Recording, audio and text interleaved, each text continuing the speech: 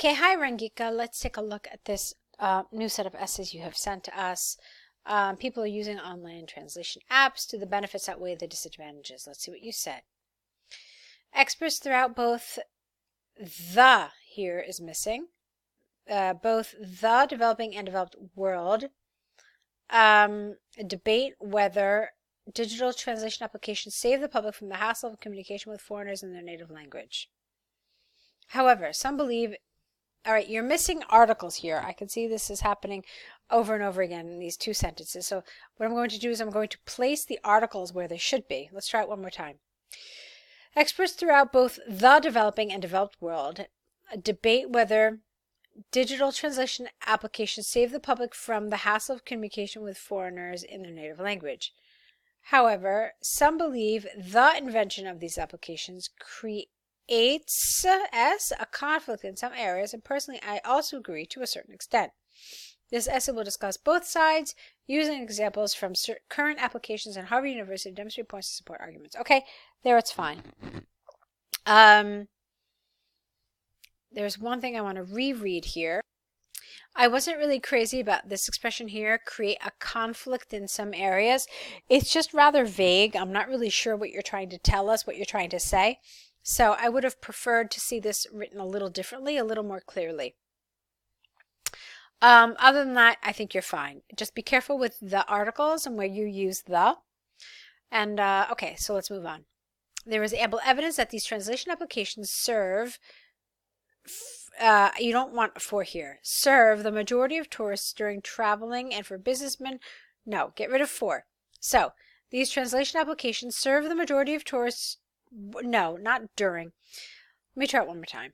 There is ample evidence that these translation applications serve the majority of tourists while traveling and businessmen who need multilingual communication skills while handling their business deals. The central reason behind this is twofold. Firstly, most of this software is capable of translating uncomplicated conversations into more than 40 languages without an error. Secondly, these applications can be easily downloaded and installed, e.d., into portable devices such as smartphones, free of charge without the @ or at a reasonable price. For example, anyone with a mobile phone can install Google Translator or iTranslator without a charge from the Google App Store. Additionally, it must not be forgotten that most of the translation applications provide offline support, which makes it possible to use even without internet access. Get rid of the here.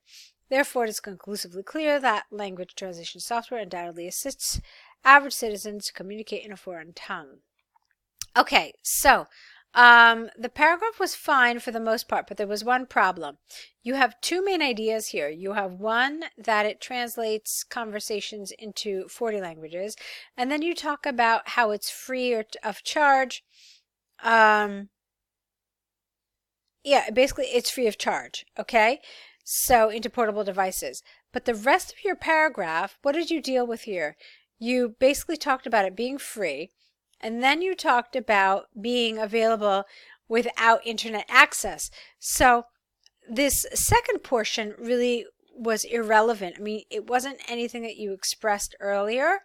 And so you've added this idea here, but what you didn't do is you didn't really develop this idea. Okay, so you told us that the central reason behind this is twofold. You developed only one of these two ideas. You didn't develop the first idea. And then instead what you did is you provided a type of support that had nothing to do with anything you've told us thus far.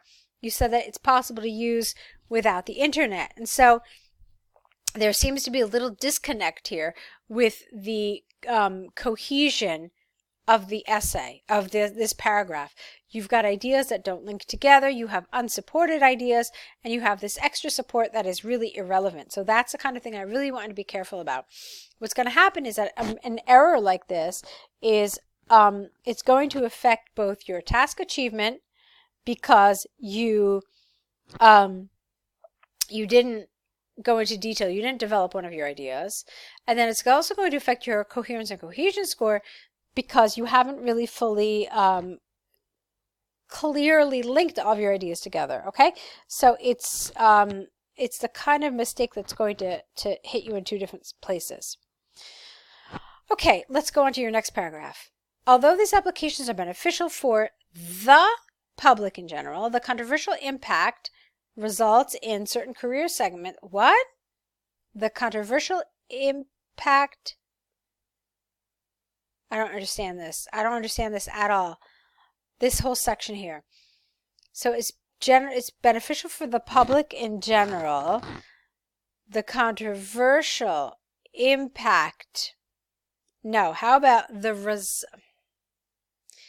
I don't understand this. No, I don't know what you're trying to say. It sounds like you're trying to say that the controversial impacts in certain career segments cannot be overstated. So I think maybe this word results is strange, but it's very difficult. You can see I had to read it at least 2 or 3 times to understand what it is you're trying to say. So this is largely because the extensive use of language translation applications reduces the demand for professional translators, interpreters, and bilingual teachers. For example, recent empirical research by Harvard University demonstrated that career demand for professionals in the language industry decreased by 40% over the last few years. Consistent with this line of thinking, comma, and then I think you need something else here, is that if this machine learning software developed the capability to translate even the complicated, okay, get rid of this the. Translate even complicated vocabulary, it would leave the language professionals without an occupation. Thus, it is possible to state beyond doubt, again, no the, that due to the advancement of these applications, language industry workers will face an enormous challenge in the future to survive in their jobs. Okay, so this is nice, but there's one problem here. Take a look again at the prompt.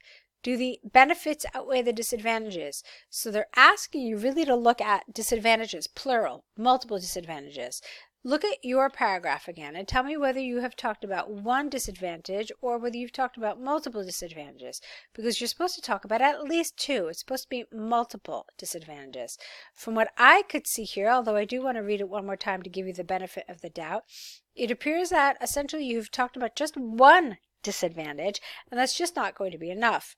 You said that it has reduced the need for language professionals, and then you've given us this statistic about the 40%, and then you went on to say again that it would leave people without an occupation. Yeah, so it's essentially one main idea. It's very nicely developed, but you're not supposed to do just that. You're supposed to talk about disadvantages, plural, and it's essentially just one disadvantage, okay? So that's going to be a problem. Again, as far as task achievement is concerned, okay? So let's look at your conclusion. From the arguments and examples given, I firmly believe that even though language translation applications act as a savior for people with a need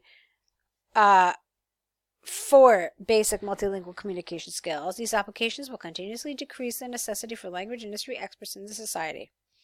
It is predicted that applications similar to Google Translator will increasingly grow in importance over the next few years. Okay, that's fine.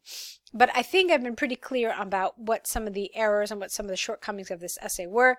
A lot of stuff regarding task achievement and also some things regarding coherence and cohesion as well. So let's take a look at your task 1 now. Okay, so here we've got your cover letter. Let's see what you did here. Dear Sir, Madam, I am writing this in response to the advert for a senior UX designer in Sunday Times newspaper published on this date. I am Rangika, your last name, and I currently hold a position as a UX designer. I currently hold a position as a UX designer in Virtusa. Okay. I am a graduate from this design campus with a major in the interaction design stream. Furthermore, I have 3 years working experience in Virtusa in my current position, where I have been able to contribute as a UX designer in several major projects. Please find the enclosed resume with comprehensive details about my educational background and the UX design experience. I am strongly passionate about user experience research and design, and my future goal is to uphold myself. That's the wrong word, uphold. Definitely wrong word. In the UX design career path. Therefore, I can assure whom, you have to assure someone, I can assure you that I will be able to provide great assistance without A in your future projects using my expertise and experience in UX designing. So I am expecting that you will give me the opportunity to work in your company. Okay, definitely not this sentence. It's too informal. It's too direct.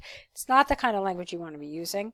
So instead, you want to sound a little more humble. Confident, yes, but humble at the same time. So you don't want to say, I am expecting that you will give me the opportunity.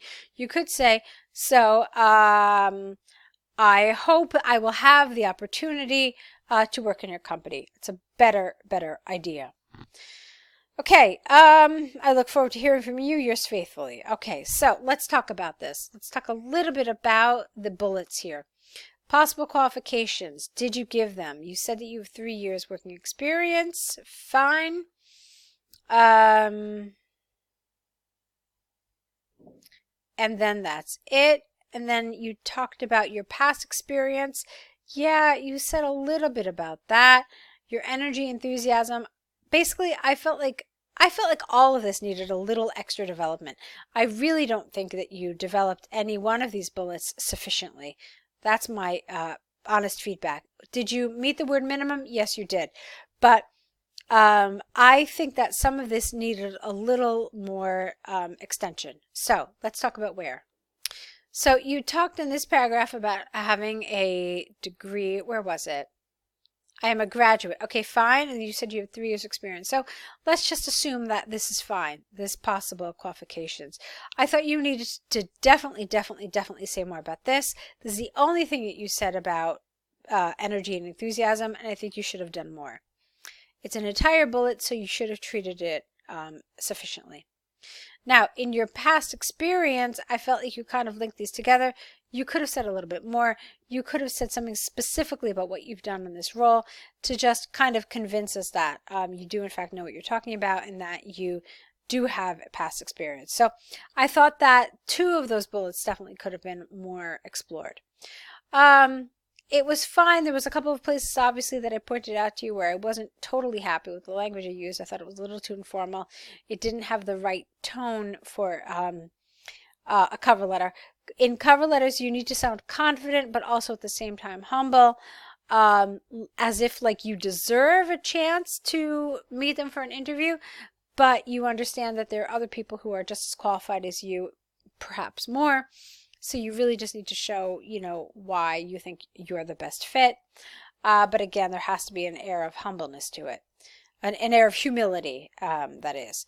Okay, so go ahead and correct these. Let's see more work from you. I'll be looking forward to it. So good luck with your next set of essays.